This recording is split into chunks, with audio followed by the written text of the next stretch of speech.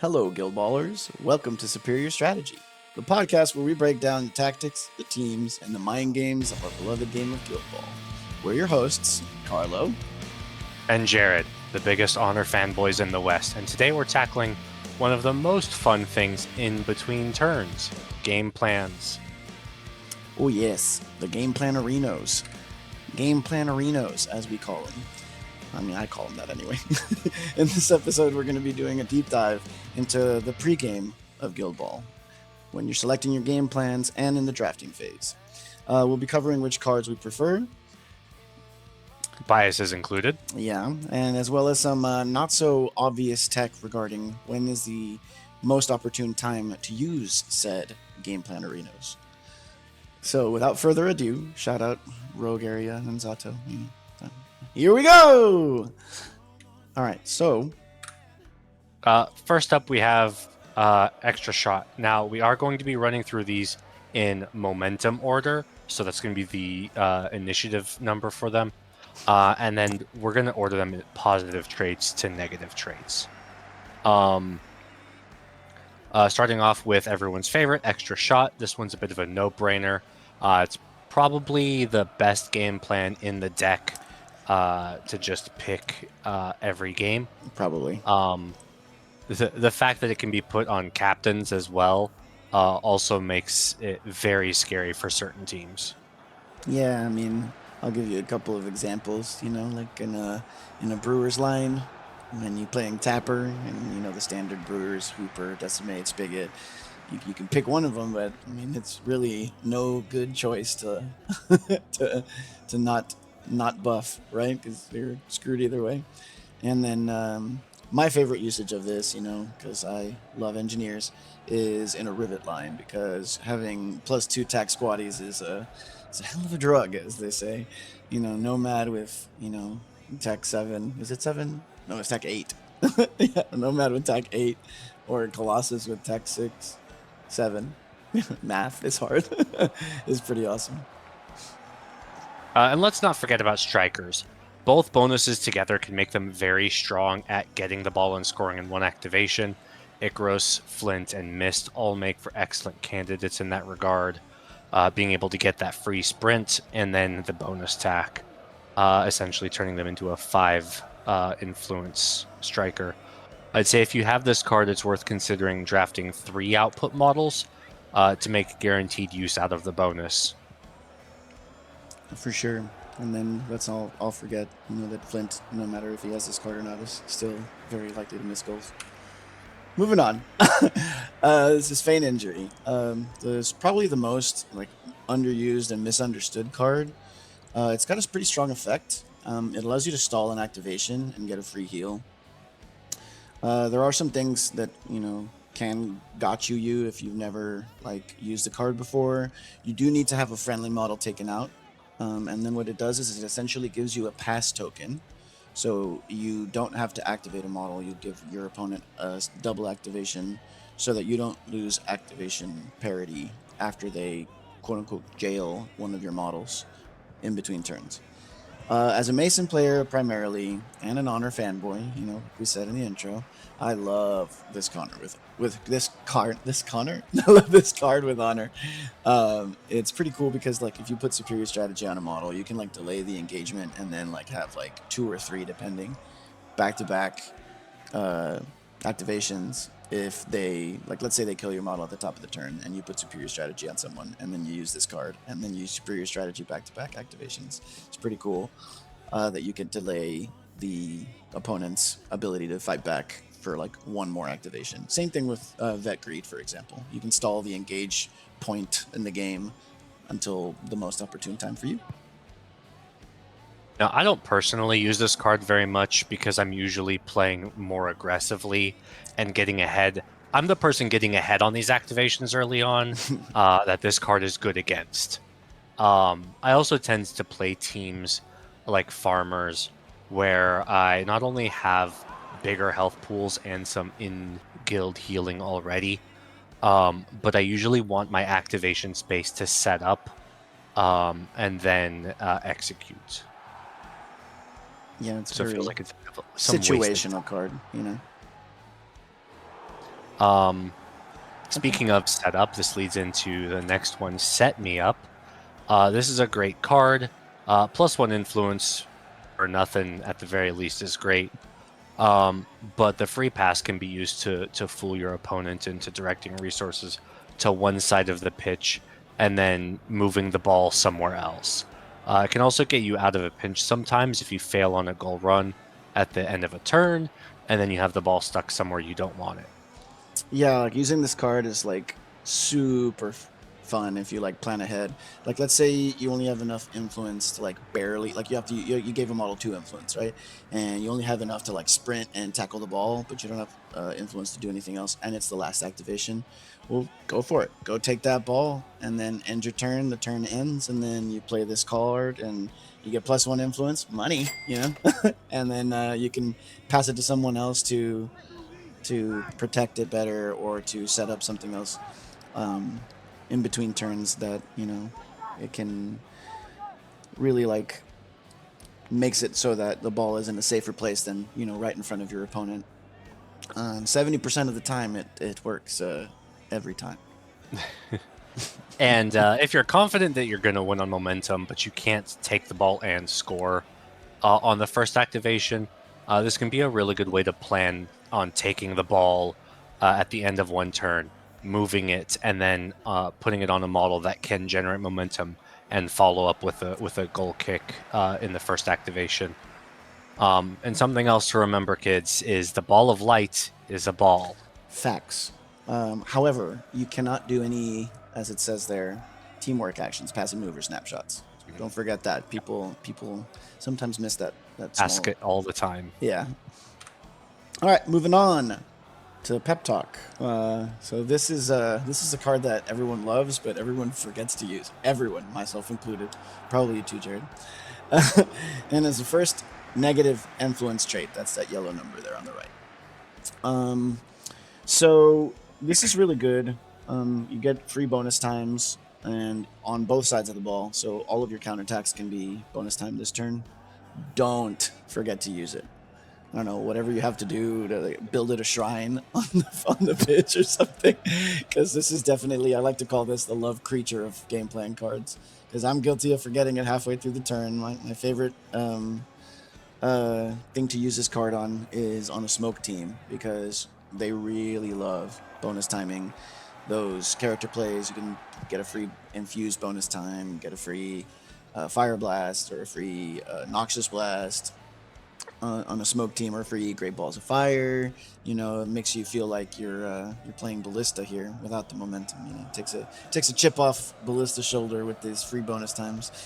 But yeah, to help myself remember how to use this card, I'll put it on the pitch somewhere where like I will always see it, because I know it's annoying for my opponent, but I will forget it if I don't do that. Something that I think is also worth noting is that while all the free bonus times are really nice to have, despite the tendency for people to forget about it, the way a lot of teams are built makes it difficult to get a ton of usage out of this card.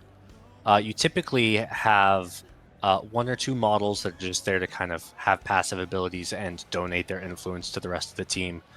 So you're stacking all of that influence on 2, maybe 3 models, and you have 1 or 2 left over here, usually for character plays or something. Many players also make sure that they can avoid actual counterattacks when they attack by either having reach, an accessible knockdown, Yeah, that's true. or dodges and pushes that they can use to maneuver in and out of that counterattack, which makes it even more difficult to get value out of. I've personally found myself favoring this one less and less over time, just because of that difficulty to use.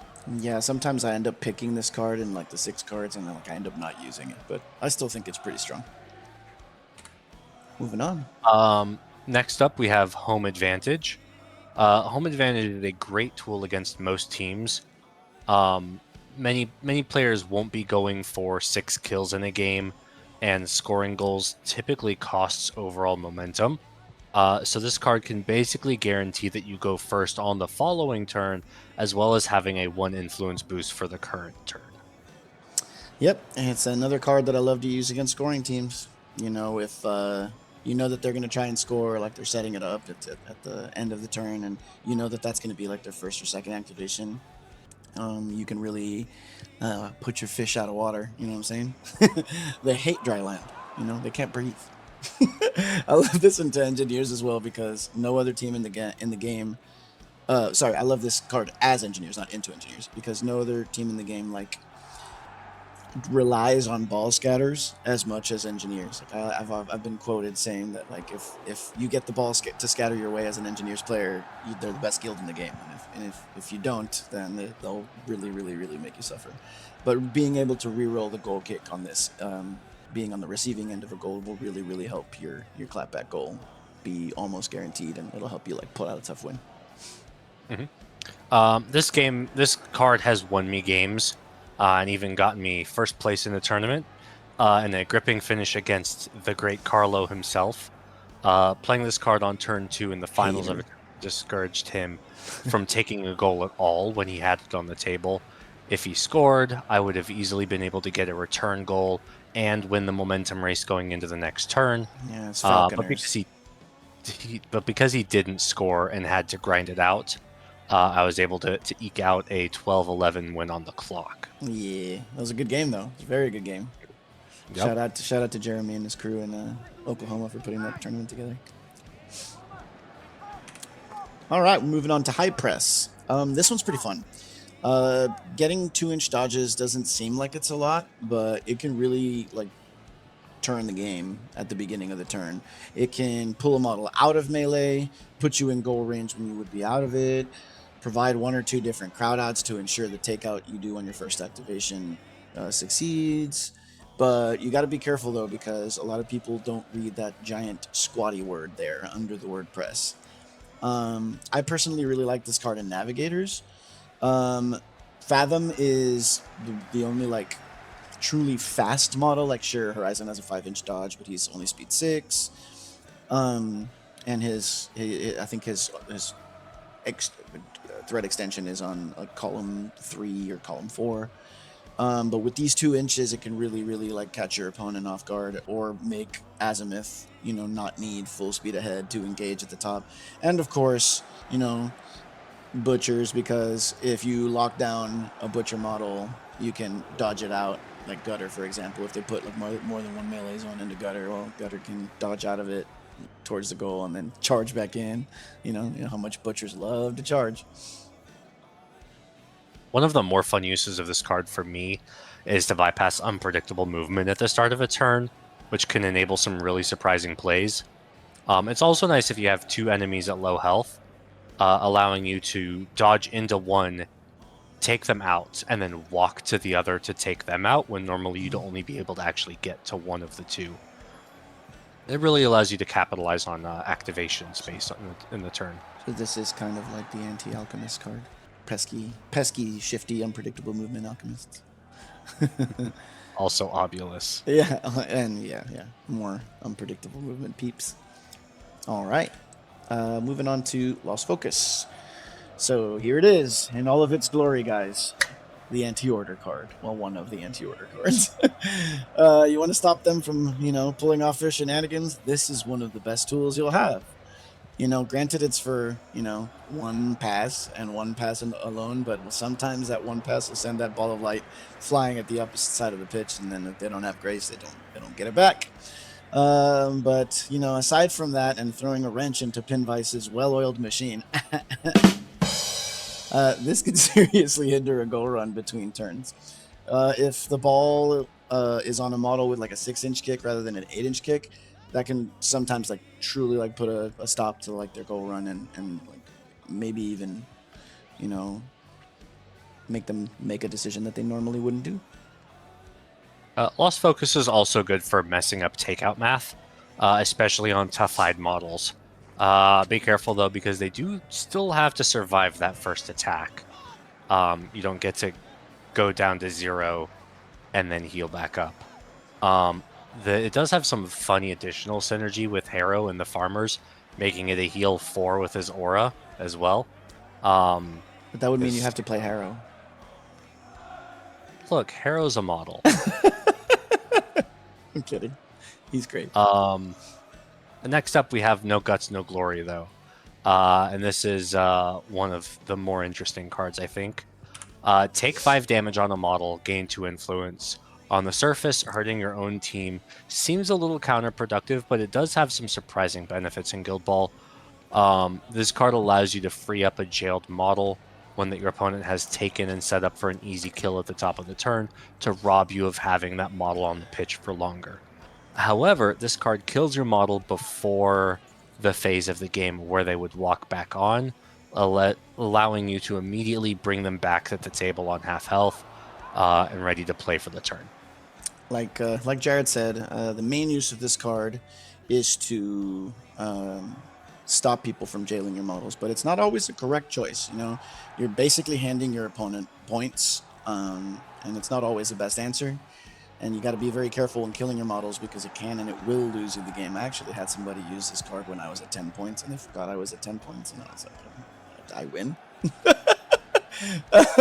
But we pulled it back and let him play. It was a friendly game, but it's like I said, killing your models is not always the best thing to do. Another thing of note is that if you don't have the card in your hand and you want to jail your opponent's models, to leave them on a 6 HP buffer rather than the standard 1, 2, or 3 health, because then you'll be more than likely able to do so, and they might not play this card if you pressure them like that. Something else to be wary of is that this damage doesn't trigger models that explode on death, because the language on those abilities is during the activation phase, and game plans happen during the maintenance phase. It's also good to know when you can use this to just put some damage on a tanky model that your opponent won't try to kill or just can't even get to, in order to boost your overall output for the turn. For sure. So this is almost always people take this just for the 2 influence itself. Yep. Adrenaline Rush. I feel like if I have Extra Shot, No Guts, No Glory, and Adrenaline Rush, I always take most of those cards. I think Adrenaline Rush is one of the better cards in the deck. This is an auto include for me. If I see the card, I always take it. It has lost me games in ways I would otherwise not see coming. For example, I was playing Ballista into Vibor, and I've thrown a bunch of knockdown all over the pitch. Like you do. Yeah. Ballista tends to do that. And I was setting up for a goal run that would have won me the game. However, my opponent played this card and beat me barely by momentum. And so Vetbor was knocked down by a Deadbolt the turn before, but his first activation was Vetbor, and he was like, all right, well, I'm going to use Adrenaline Rush to clear his knockdown. And then he charged into Ballista and Hoist, and he killed them both. So that basically lost me the game because he got to have his way with the whole board, and I lost a bunch of influence because I didn't think he could do that, and I cried giant alligator tears for a week. That's the last time it's happened to me since. And also I play a lot of rats, and when my opponents have this card, it makes me cry. No scabies for me. A solid tool for conserving momentum at the start of the turn when you have an activation that requires more momentum input, like healing someone to be above a kill threshold while still scoring a goal or getting a key takeout. It's pretty good for that as well. Of course. Moving right along to big rivals. This card allows you to pick 2 models on the pitch and push them towards each other. Much like High Press, there are some very creative ways to use this one. You can rearrange some models in a scrum, free someone up to go after the ball, or pull someone out of cover and into a gang up for a 2-tack swing when you go in to attack them. This can also disrupt and enable auras in some funny ways. Yeah, of course. I like to think that this is a anti-blacksmith's card because you can pull the apprentice out of Sentinel, which is pretty nice. But I use this card into blacksmiths, and as well as on the 1-inch heavy melee teams like alchemists or engineers. They have the least 2-inch melee models, and a lot of plans can be neutralized by walking up with a 2-inch melee model and engaging a 1-inch melee because you're forcing them to either take a parting blow or walk into you and then have to deal with that model. But this card allows them to basically now kiss, like like whatever. Anyway, let's get towards each other, and the 1-inch melee model can make attacks on the 2-inch melee model, and then potentially disengage and can move away from it, or actually not have to deal with that threat anymore. I also use this card a lot with several of the teams that I play. With hunters, it's especially funny to push someone into a trap at the start of the turn, since hunters usually struggle to have access to pushes on their own. Yeah, no, but Chaska is crying in the corner when you say that. Uh, sure, and the bear can easily turn that one push into 2 victory points. Nom nom nom nom nom nom nom. Bear eat model. All right, moving on to map marking. So this is mark target for free. So there's only one downside to this card, and that it's not popping resilience when you put it on the model. So we all cry. We all have sad faces for that. Of note, you can't put it on a captain.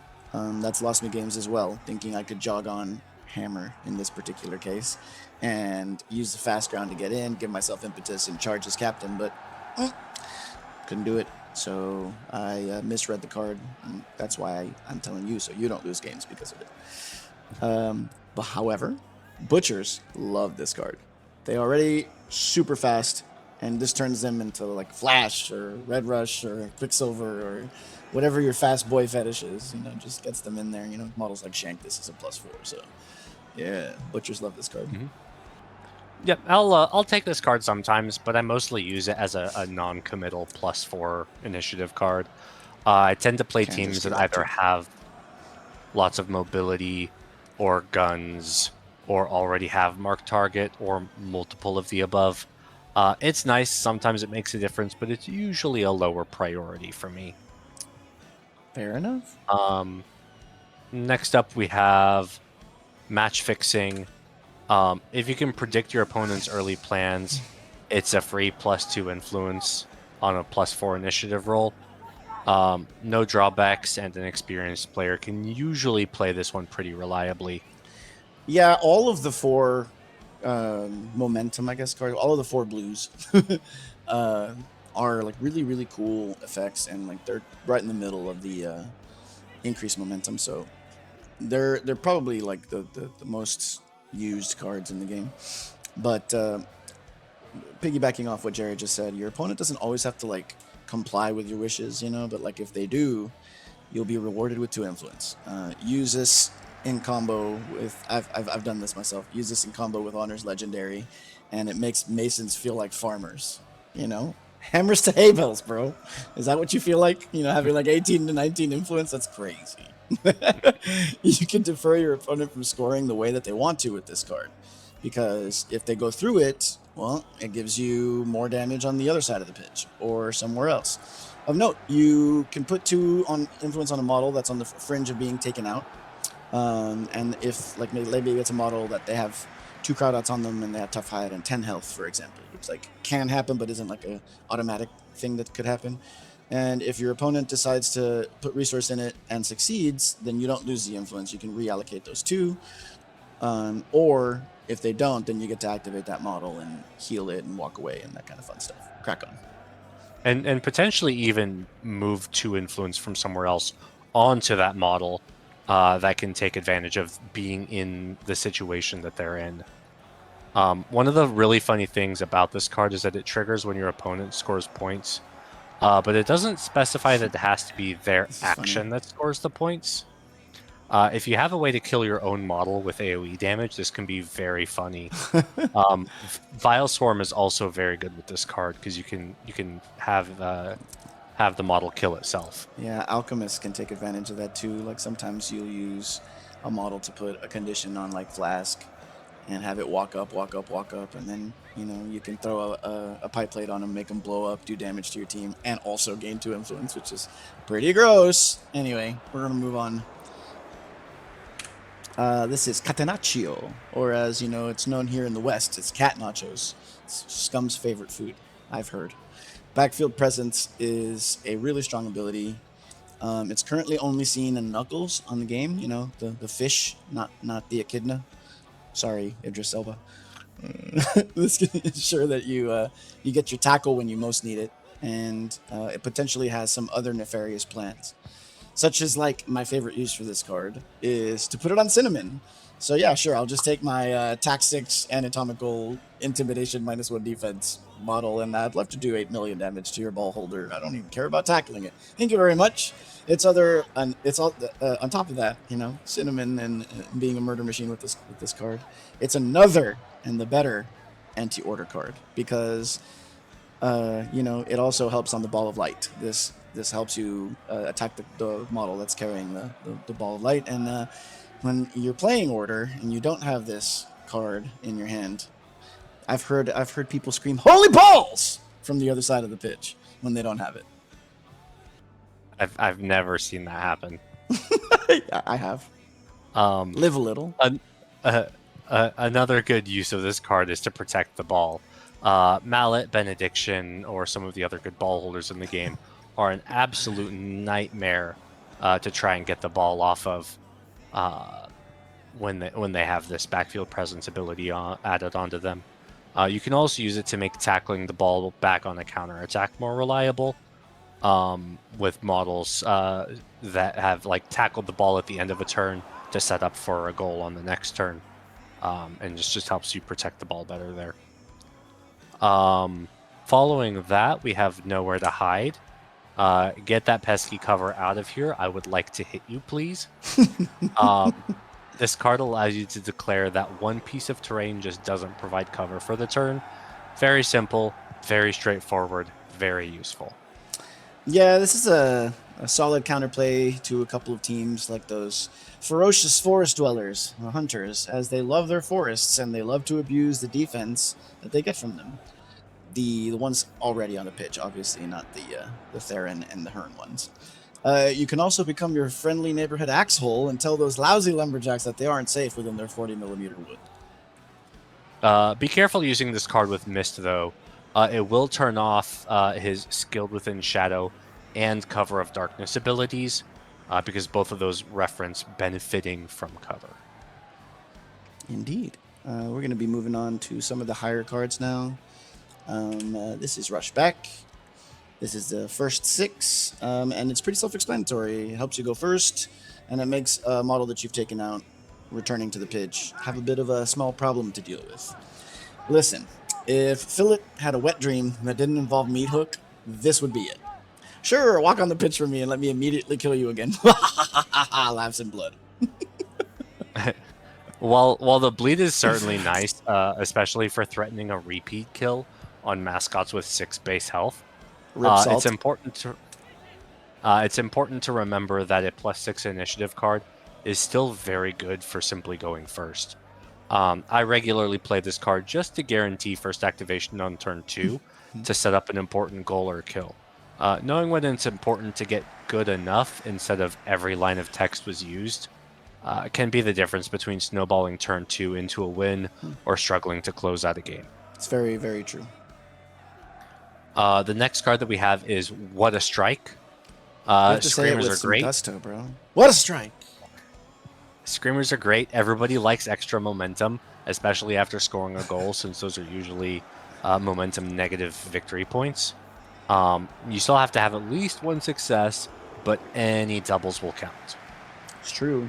This card can turn anyone into our beloved best boy Nomad with the card. He's the coolest boy, the bestest boy. We all know this, but you don't need a wrench gun with this card to get a Screamer on double ones. Corbelli is the goat of this card, but, you know, Shark, Brisket, or, you know, any person on a Grange team love using it as well. Speaking of Brisket, scoring a Screamer with a roll of 2-1-1 is really nice. Gross. If only it helped make passes successful. It's nice to have that extra momentum at the end of a tight goal run to both dodge away and have a little pocket money for your next activation or defensive stance. All right, we're approaching the last couple, the 7s, the dreaded 7s. Now this is a card. I don't know why this is called brown envelope. Okay, like does someone just randomly walk up to the guild ball player and hand them an envelope that's filled with feces? Are they like opening it and truly repulsed by it to a degree that it makes them slower or hit you weaker? If anyone knows the real reason why this is called brown envelope, please let me know. Until then, this card is called poopogram. End of story.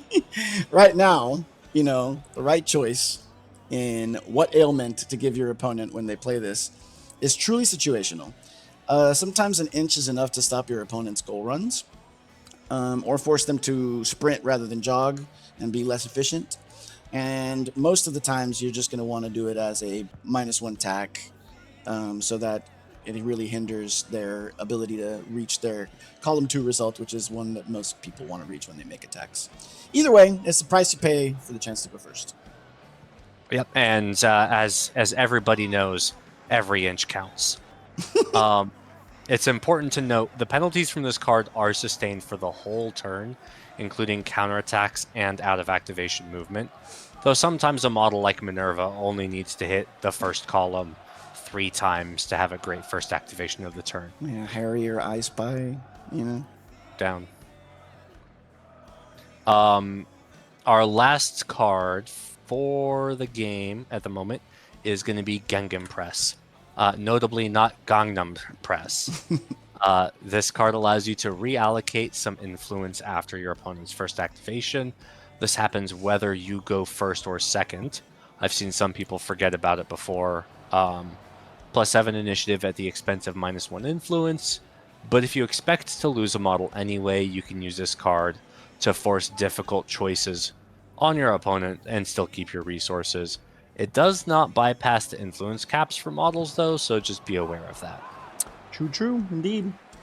I have sang Gangnam Style when I score a goal and have the ball scattered to a side of the pitch that my 0 influence model is standing on, and then my opponent activates a model, and I say, okay, cool, I'm going to take this 2 influence and put it on the other guy, and now that model can get a return goal or make my opponent have to deal with that in a different way.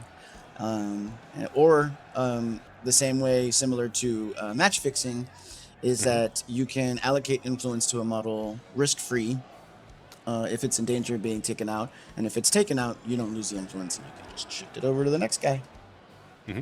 I find this card can be really helpful when you know your opponent is going to score points with their first activation and expect their choices during that activation to potentially impact where you want your influence to go for the turn. I sometimes use this to go first and score an early goal while allocating half influence to my models on the wings, and then be able to react to wherever the ball scatters and enable a follow-up goal. All right, that's going to do it for all of the game plan cards, and we're going to move on to the second rookies on the pitch here. We've got Dan, beloved Dan. We all love him. And he's got a question for us that I'm about to play for you guys. This is Dan the Medicine Man. I'm a fairly new player, and I want to know when I'm picking my 6 during the draft, what are some basic concepts that I need to cover with my 6? And so how many models do I need to have a 2-inch melee, and when do I pick those? How many models do I need to have a knockdown? How many strikers do I need? And what am I supposed to be thinking about when I'm making those choices? That's a really good question, Dan. Matthew from last week's episode, or last whenever, also asked a very similar question. And so we're going to deep dive into drafting now. So to break this down, there are some obvious things that are considered, well, obvious to us, maybe not obvious to newer players. And there's others that are like really niche to the team that you're playing. So here we go. We're going to go over drafting now. So some of the obvious things, and just to keep in mind, these are guidelines to drafting that should be considered no matter the team you're playing, but are not necessary to ensure victory. Of note, the entire drafting process is less important to minor guilds because they only omit 2 models. 2-inch melee, you are most definitely going to encounter models with 2-inch melee. Most teams have them, and not having any yourself makes it difficult to interact with your opponents. You can also use models like Locust or Brick that have gravity well, My boys. Kraken also, which allows them to interact with 2-inch melee models as 1-inch melee models. But it's not guaranteed. They can be backstopped. Against teams like Fish, Farmers, Shepherds, and Butchers, it's necessary to have at least 2 to 3 2-inch melee models just to be able to interact with them safely. For sure. That's one of the first lessons you learn. Like, as much as you like models like Venom, sometimes they're not the best bet because, you know, they won't be able to punch back or do anything of value on the defensive side. We're going to move on to goal threats. Okay, so you don't always need strikers. You did ask how many strikers do I need? You don't always need them. If your game plan pre-game, well, that's step number 1. You should have a plan before the game starts and before you're drafting of whether or not you want to go 2-2, 1-4, 3-0. But if your game plan pre-game is 2-2 or 1-4, then you only need one model that can score a goal reliably. Not necessarily a striker. You know, that Decimate has been seen scoring as many goals as she's been seen escorting models off the pitch, albeit the goals come later, you know. But here we go. So it's more important to know what models on your team are capable of scoring and good at scoring, and they can do it reliably. Amber, for example, is a perfect model example that has that dual output because she can kill people like just by sneezing on them because, you know, she's a farmer and has 2 damage and 3 damage and knockdowns, but she also has dodges and what's the name of that character play, Jared? Swerve shot. Swerve shot, which ignores the models while she's kicking, so whether she's passing the ball for a snapshot or taking a shot on goal.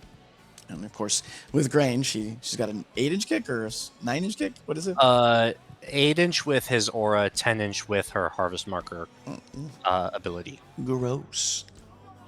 Yep. So good. Conditions are another thing to keep in mind when you are putting together your squad. That's going to include knockdown, burning, snared, poison, disease, etc. This is extremely team dependent. You don't always need to have a reliable knockdown, but they really do help to have access to. As an example, Filet really likes having models that help spread bleed, like Gutter. Cast really likes having models that spread burning, like Burnish or Vet Cinder, and Cena really appreciates Snared, and all of the Alchemist models like Burning and Poison. They want to watch the world burn. Or as Tangerine. I don't know. What does Michael Caine say? I don't know. Coming back to the game, though. Condition clearing. Inversely, if you know that you're on the opposite end of this, if you're playing against alchemists, engineers, hunters, rat catchers, you should factor in a way to clear or deal with those conditions.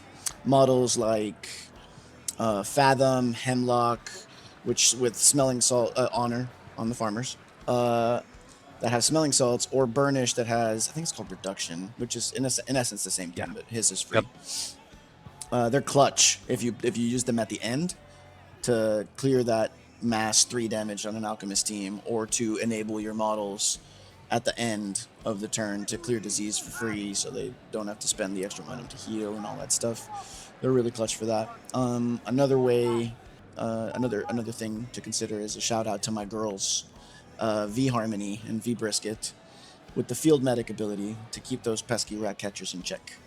You know, one thing that you also want to consider is if you're playing against engineers and you have models with like sturdy innate, you know, the hearths, the granites, the hoists of the world. You can take them to deal with all the range knockdown they have. You can also bring somebody with take one for the team, like Vet Chisel or is it Millstone that also has it?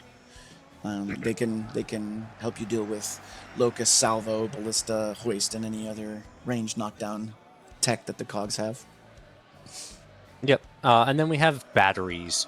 These are going to be models that usually bring influence to the team, but don't need much for themselves. Any team really enjoys having these models that can donate to the cause. but not require much back. Again, they're not necessary, but you will not likely have enough influence to fully stack all of your models, unless you're me, playing farmers, I guess, or shepherds sometimes as well. Woof woof. Models that come to mind for this role: Tenderizer Compound, Matagi, Hag, Calculus, Vet Hemlock, Pelage, and Skulk. Even though some of those can make good use out of influence, they don't always need it. They still contribute to the team without it. Yep.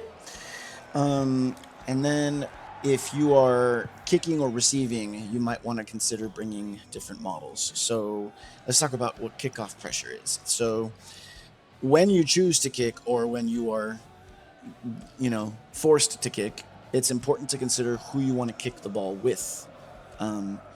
Some models have extreme pressure to get that first turn activation goal, like the first activation goal of the turn, or like maybe pressure it until a little bit later, or the potential to do like some serious damage if they go at the end of the turn. Some examples like Fathom, Piper, Shark, Icaros, Herder, anybody on order.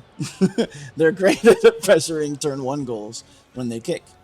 And then the second thing I talked about is fillet, smoke, and scalpel are really good at going at the end of the turn and putting some pain on the opponents. Like, for example, smoke can ensure that all of the models that are burning and poison take damage, and same goes for fillet with the bleed. Yep. On the flip side, if you're receiving, it's important to make sure that you have the tools to get the ball safely, and or protect your models from being taken advantage of by those fillet, smoke, and scalpel of the world. Yes. Engineers are great at doing this with no problem, as they have 5 models that can easily access the ball from range. Mother, Locust Fuse, Hoist, and Salvo. Jers is also a great shout out at safely retrieving the ball with high movement speed, and discouraging the opponent from attacking. And then models with stamina, it's going to be your Camp and your Bolt and Bonesaw. Models with Countercharge or Rushkeeper also have some value when receiving, and models like Casket with Foul Odor, or these defensive auras, are usually great at controlling what your opponent can do when they kick. Yeah, like for example, I don't think I ever bring Compound if I'm kicking. I much prefer like holding the ball and kind of bunkering up. But yeah, moving on. Those are like all of the obvious things to consider when you're drafting: the 2-inch melee, the counter conditions, bringing the conditions yourself, kicking models, receiving tech, threat extension is another one. Like just little things like that to consider before you're drafting are really, really, really important. But there's some more niche things that you can think about as well. Jared, tell us about like if it. you're playing against a high armor team, that's going to be blacksmiths, masons, a couple other individual engineers, specific models in other teams as well. Having access to anatomical or weak point will greatly help leverage your output into them. For sure. Or you could just play Steeljaw, Anyway, if your opponent drafts a model with unpredictable movement or countercharge, my best friend Marbles. Sorry, Derek. You can find yourself trying to deal with that problem the whole game if you don't prepare out the gate. Models with Where They Go or other viable dodges, acrobatic, for example, or places, or models that have stamina jogs can help mitigate this problem.